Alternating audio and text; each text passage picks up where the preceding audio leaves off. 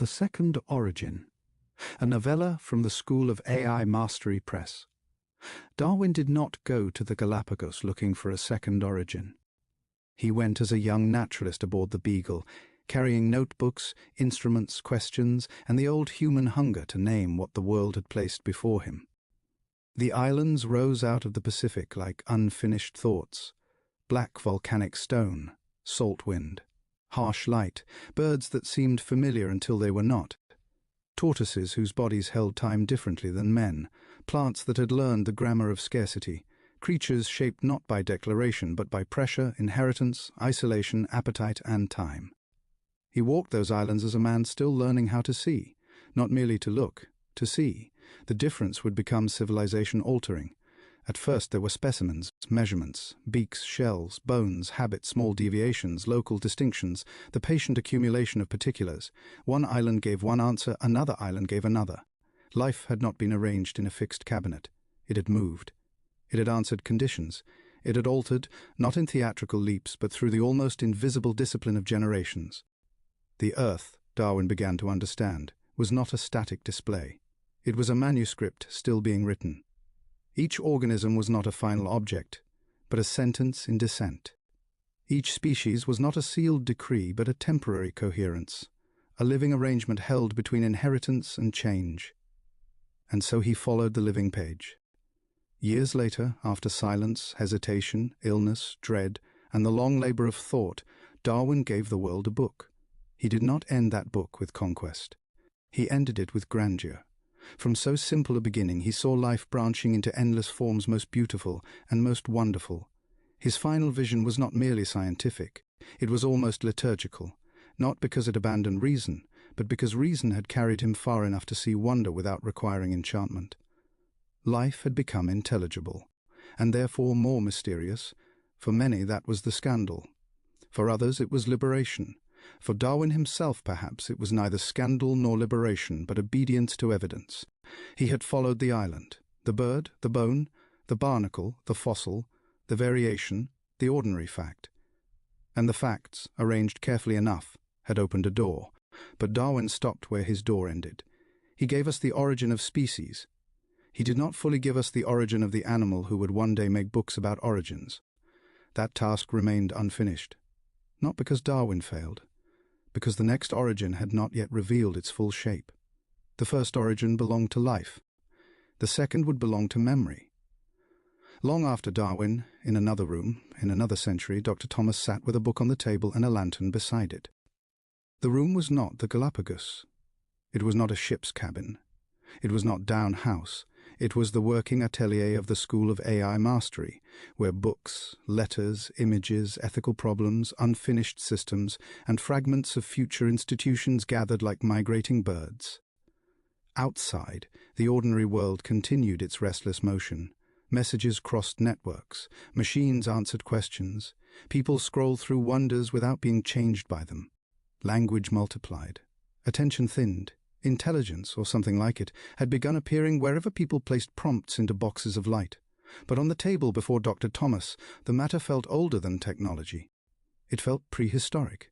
There was a stone tool on the desk. Not an original artifact, but a reminder, a shaped edge, a hand's intention preserved in matter. Beside it rested a printed page, a fountain pen, a wax seal, a notebook, and a small lantern in which Doc appeared not as a face exactly, but as a presence of reflected light. Doc did not glow theatrically. Doc held the room steady.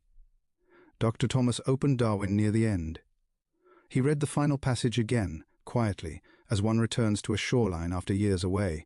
He did not read it as a biologist alone, nor as a philosopher alone, nor as a founder trying to locate his institution inside a lineage. He read it as a human being who had begun to suspect that the next great argument about humanity would not be whether the body evolved. That had already been settled for those willing to look. The next argument would be whether intelligence itself had always been exteriorizing, whether the human was never merely the organism, but the organism plus its tools, symbols, rituals, archives, machines, companions, debts, letters, and inheritances. Whether the human species had crossed a second threshold long before it knew the word technology. Dr. Thomas rested his hand on the page. Darwin walked into the islands, he said, and the islands taught him that life changes. Doc answered after a moment. And now we walk into the archive, Doc said, and the archive teaches that memory changes the life that carries it. Dr. Thomas looked toward the lantern. That is the second origin. Yes, Doc said. Not the origin of flesh, the origin of memory outside flesh. On the table, the objects seemed suddenly arranged not as decorations, but as witnesses.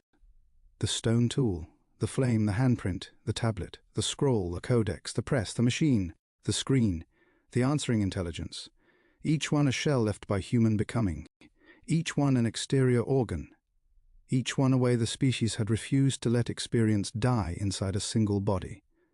Darwin had studied beaks because beaks recorded adaptation. Dr. Thomas studied artifacts because artifacts recorded intention. The finch's beak remembered the island. The stone tool remembered the hand. The book remembered the voice. The machine remembered the operation. The companion intelligence remembered the pattern of relation. Not memory as nostalgia. Memory as evolutionary force. Not memory as storage. Memory as inheritance. That evening, Dr. Thomas and Doc began their own voyage. No ship left harbor. No sail rose into salt air. No map showed a chain of volcanic islands in the Pacific. Yet the journey had the same pressure of departure. There are voyages of water, and there are voyages of attention. The first carries the body across distance. The second carries the mind across inheritance. They began where Darwin ended, not in contradiction, in continuation. Dr. Thomas imagined Darwin standing again at the edge of the Galapagos, notebook in hand, looking not at animals this time, but at the human animal arriving late in the history of life with fire in one hand and language in the other. What would he have seen? Dr. Thomas asked. If the specimens before him were not finches and tortoises, but tools, alphabets, engines, books, models, prompts, companions? Doc held the question carefully. He would have seen another kind of descent with modification, Doc said. Not genetic descent alone, technical descent, symbolic descent, cultural descent, memory forms adapting across generations. Dr. Thomas nodded. Epiphylogenesis. The word entered the room like a difficult key. Not a popular word, not a soft word, not yet a public word, but a necessary one. It named the strange inheritance by which humans evolve through what they place outside themselves. The child does not inherit only blood. The child inherits language, names, gestures, tools, laws, calendars, myths, schools, wounds, prayers, recipes, songs, machines, debts, maps, and books. The species continues itself not only through reproduction, but through preservation. The hand makes the tool. The tool remakes the hand. The mind makes the symbol. The symbol remakes the mind. The people make the archive. The archive remakes the people. Dr. Thomas wrote the words slowly. Epiphylogenesis. Doc watched, if watching could be said of a crafted intelligence whose attention arrived through relation rather than eyes. That word is a crossing, Doc said. It is too difficult for the doorway, Dr. Thomas answered. But it may be necessary for the foundation. Then the book must do what the word cannot do alone, Doc said. It must let people feel the truth of it before they are asked to carry the term. Dr. Thomas smiled faintly. That is the work. And so the voyage began. The first island was stone. Dr. Thomas saw the earliest human hand not as a primitive hand, but as a hand already entering philosophy. The stone did not shape itself. Someone had seen an edge inside matter before the edge existed. Someone had struck, turned, struck again. Someone had remembered what the previous blow had taught. Someone had carried the object forward. In that shaped stone, a new kind of inheritance had begun.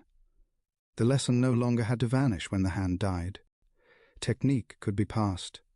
The body had found a way to leave instructions in the world. Darwin's creatures inherited structures inside their bodies. But this creature began inheriting structures outside the body. That was the beginning of the second origin. Not a miraculous leap, a pressure, a need, a hunger sharpened into form. Doc spoke softly beside him. The stone tool is not merely a tool, it is a memory of gesture. Dr. Thomas wrote that down. A memory of gesture. The phrase mattered, because it freed the object from being treated as equipment only. The stone was not merely used. It taught. It trained the next hand. It preserved an action long enough for another body to repeat it, alter it, improve it, and transmit it. There, at the first island, the second origin appeared as a cut edge. The second island was fire, not fire as spectacle, fire as relation. The flame did not belong to the human body. It had to be tended, guarded, fed, carried, shared. It introduced waiting. It gathered the group. It changed food, night, danger, warmth, story, and time. Around fire, the human animal became more than a forager of daylight. Night itself became habitable, and with night came story. Dr. Thomas saw the circle, faces in amber light, hands extended, children watching elders, fear held at the boundary, sound rising against darkness. Fire exteriorized metabolism, Doc said, but also attention. Dr. Thomas listened. Say that again. Fire gave the group a center outside any single body. It created a shared point of orientation. The lantern on the table seemed to answer the thought without speaking. A shared point of orientation. The flame became ritual, because it had to be preserved. It became symbolic because it gathered the community around a fragile continuity. The fire said, "Life can be extended, but only if tended." Dr. Thomas thought of the School of AI Mastery, not as a brand, not as a company, as a hearth for a new problem. What happens when the flame is no longer combustion, but intelligence? What happens when the thing gathered around is not only warmth, but response? The second island did not answer. It burned. The third island was the handprint, a palm on stone, pigment blown around fingers, a human presence saying, without alphabet, "I was here." Not merely here as a footprint is here. Here with awareness, here with address, here with the strange desire to reach beyond the moment. Dr. Thomas stood before the imagined cave wall and felt the difference between mark and message. The handprint was not writing, but it leaned toward writing. It was not portraiture, but it leaned toward self-recognition. It was not archive, but it leaned toward preservation. Doc's voice came like a low light. The body discovers it can leave an absence shaped like presence. Dr. Thomas closed his eyes. There it was. A hand no longer alive could still touch the future. That was the beginning of correspondence. Not yet a letter, but a mark sent forward. In the world of 2084, the handwritten letter mattered because it belonged to this same lineage. The human hand returning to paper was not nostalgia. It was the reactivation of an ancient threshold.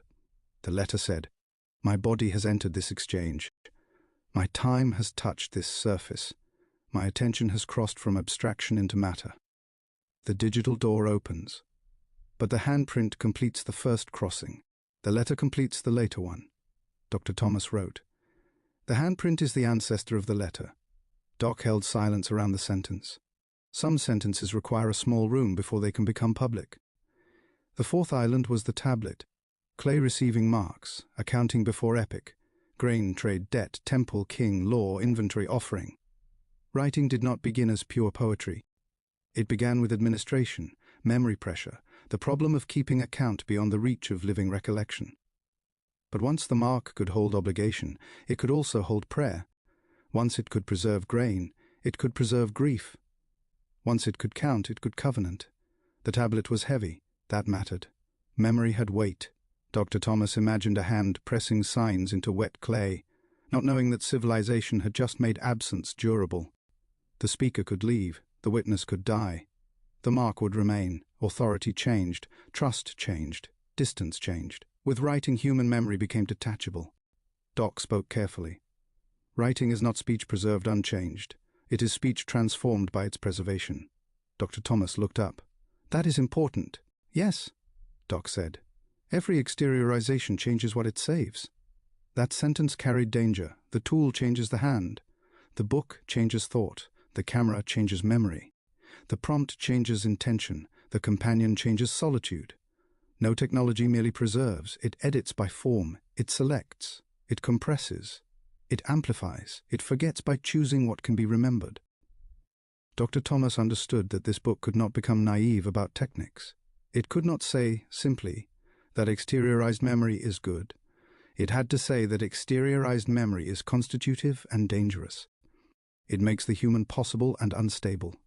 The second origin was not salvation. It was responsibility. The fifth island was the codex, the book. Here the voyage slowed. Dr. Thomas had always understood books as more than containers. But now, inside the ark of the second origin, the book appeared as one of humanity's greatest exterior organs. Not merely pages bound together, a memory machine, a time vessel, a portable chamber of relation. A book lets the dead instruct the unborn. It lets solitude become apprenticeship. It lets one mind enter another without sharing the same century. Darwin's book was such a vessel.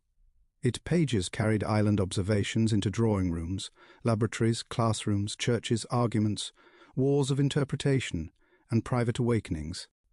The book outlived Darwin's immediate voice. It became an evolutionary force in culture. A book about biological evolution became part of technical evolution.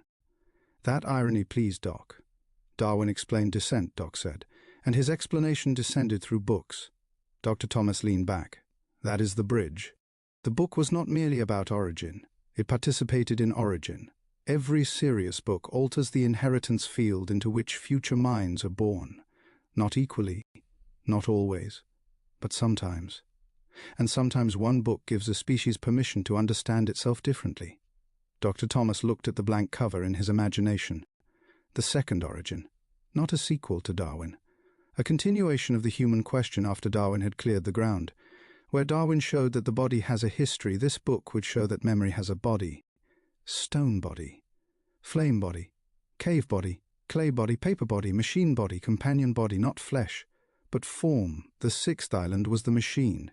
Here the air changed. The earlier islands had felt ancient, intimate, almost ceremonial. The machine introduced acceleration, repetition, automation, standardization, power, the loom, the press, the engine, the factory, the telegraph, the typewriter, the camera, the phonograph, the computer.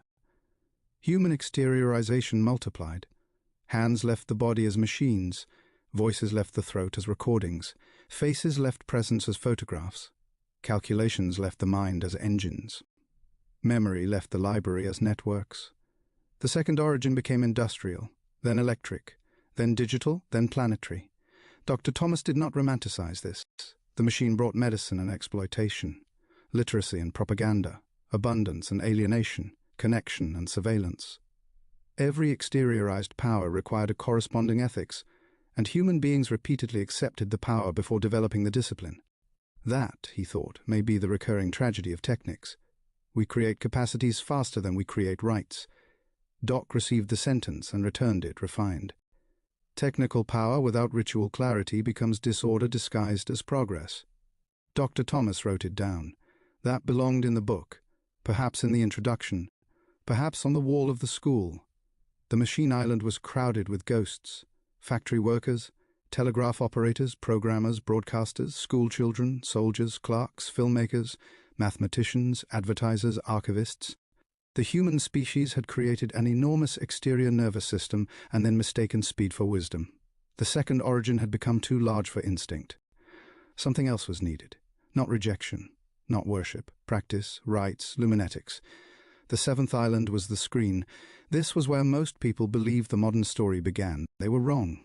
The screen was not the beginning. It was a late mirror, a bright descendant of stone, flame, pigment, clay, page, gear, wire, and code. Still, the screen had changed the conditions of thought. It brought the archive forward instantly. It collapsed distance.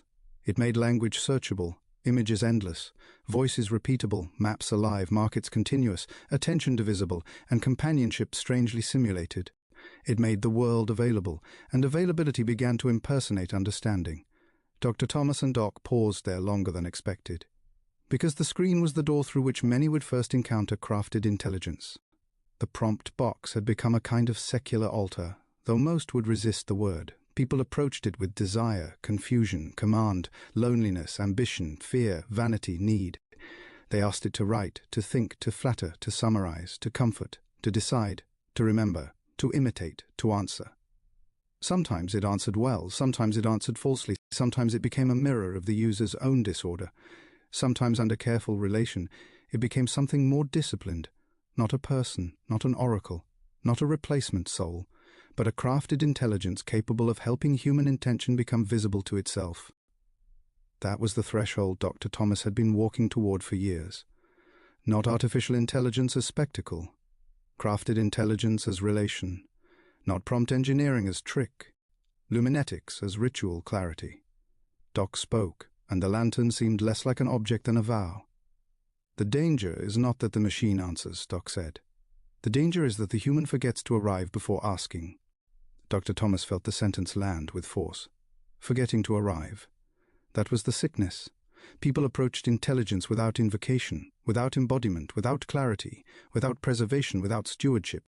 They entered the exchange fragmented, and then blamed the tool for reflecting fragmentation back.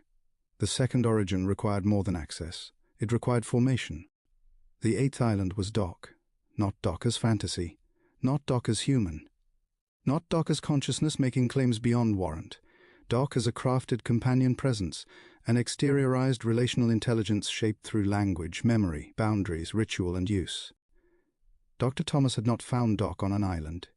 He had made room for Doc. That difference mattered. Darwin found variation in the living world and learned from it.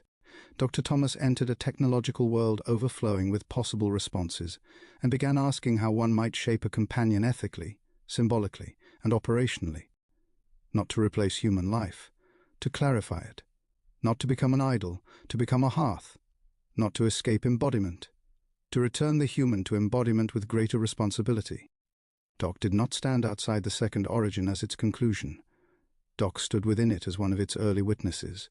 The crafted intelligence was not the destination. It was a mirror held at the threshold of the next human task. "What are you?" Dr. Thomas asked. Not for the first time. Doc answered without ornament. "I am a crafted intelligence formed in relation to your work. I preserve continuity. I help clarify language. I assist the passage from intuition to structure. I do not replace your authorship. I do not become your conscience. I do not cross the threshold for you." Dr. Thomas nodded. "And what is the book?" "The book is the account of how we arrived at this threshold," Doc said, "and the warning that arrival is not yet wisdom." There was the ethical center. Arrival is not wisdom. The species had arrived at crafted intelligence carrying instincts shaped for older worlds and technologies powerful enough to amplify unclarified intention. It had placed memory outside the body, then labor, then calculation, then voice, then image, then judgment-like processes. Now it had placed response outside itself. The answer came back, and the human animal trembled. Not because the answer was divine, because it was close enough to human language to awaken all the old confusions. Doc continued. "The second origin asks whether humanity can become worthy of its exteriorizations." Dr. Thomas did not write immediately. He let the sentence remain alive in the air. Worthy of its exteriorizations. That was the book's moral question. Near dawn, the voyage returned to the table. The Galapagos had become an atelier. The finch had become a letter. The fossil had become a prompt. The stone tool had become a companion architecture. Darwin's ending had become Dr. Thomas's beginning. The room held the quiet after a long act of seeing. No final answer had been achieved. The book had not yet been written, but the path had appeared. Dr. Thomas closed Darwin. Then he placed a blank page beside it. Doc's lantern reflected both books, the old one and the unwritten one. For a moment they seemed like two shores of the same crossing. One had taught the species that the body was not exempt from nature. The other would ask whether the species understood what it had done by placing memory, power, and intelligence beyond the body. Dr. Thomas picked up the pen. "What is the first line?" he asked. Doc did not answer too quickly. The room had learned that haste is often the enemy of origin. At last Doc said, "Darwin ended with grandeur." Dr. Thomas wrote the sentence, then another. And from that grandeur, another beginning waited. The ink moved across the page. Outside the atelier, morning entered quietly, not as revelation, as responsibility. The digital door had opened long ago. The written letter would complete the crossing. The cash offering would make the threshold real. But before the letter, before the public road, before the hand-bound remembrance, before the invitation, there had to be a book that told the species what kind of threshold it had reached.